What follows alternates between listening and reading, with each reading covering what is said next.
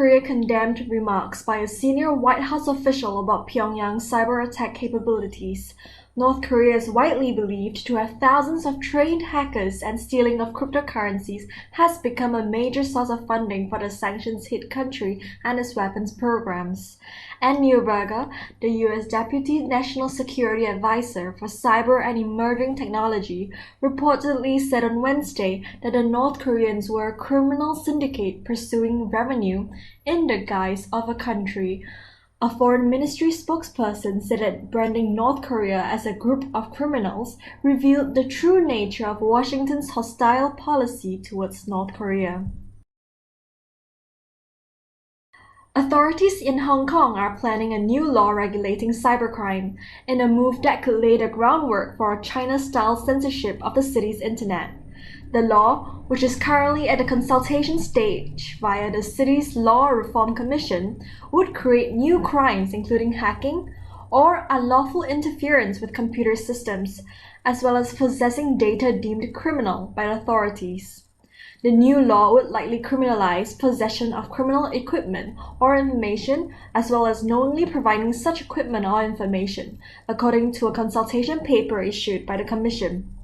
It could lead to a new regulatory body to issue licenses to online security companies, to enable them to carry on their research without running afoul of the law, the CCP-backed Wen Weipo and Ta Kung Bao reported.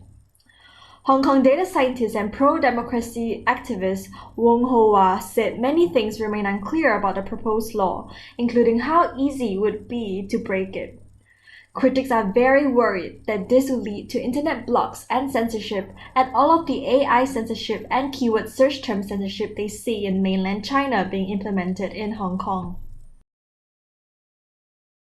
The parent company of Thailand's Siam Commercial Bank, SCBX, has postponed a deal to acquire a majority stake in BitDefender, the country's largest cryptocurrency exchange. SCBX has delayed a 17.5 billion baht, equivalent to 487 million USD bid to acquire 51% of BitDefender. The delay followed an announcement by the Bank of Thailand and the Securities and Exchange Commission of tougher regulations for cryptocurrencies in February. The new rules limited their use in payments and aimed to ensure that they can only be traded on platforms licensed in the country. Meanwhile, the crypto market slump also dimmed hopes that BitDefender could expand its customer base. Thailand is Asia's most progressive country in crypto, with tax incentives for traders and a regulated market for cryptocurrency exchanges. However, many cryptocurrency exchanges, like Binance and Huobi, have already had trouble with the country's governmental regulations and rules. BitDefender has released its threat debrief for July and says the most prevalent of the 192 active ransomware families was WannaCry, which accounted for 42% of detections. GNCrab came in second at 15% and Robin at 12% of detections. The most commonly encountered websites being spoofed were myetherwallet.com at 23%, Facebook.com at 21%, PayPal.com at 12%, and Gmail.com at 10%. BitDefender says ransomware continues to be a threat that touches almost the entire world. The company says the top 10 countries include countries in Asia, namely India and Indonesia. Big tech companies comply with Indonesia's stringent internet regulations. Tech companies in Indonesia are now required to register themselves with the ministry. While many feel the law is aimed more towards social media and online content providers like Google, Facebook, Instagram, TikTok, Netflix, and such, the new licensing system applies to all domestic and foreign electronic service operators.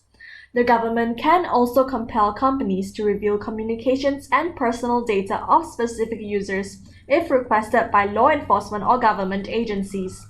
The government added that the new rules have been formulated to ensure internet service providers protect consumer data, and that online content is used in a positive and productive way.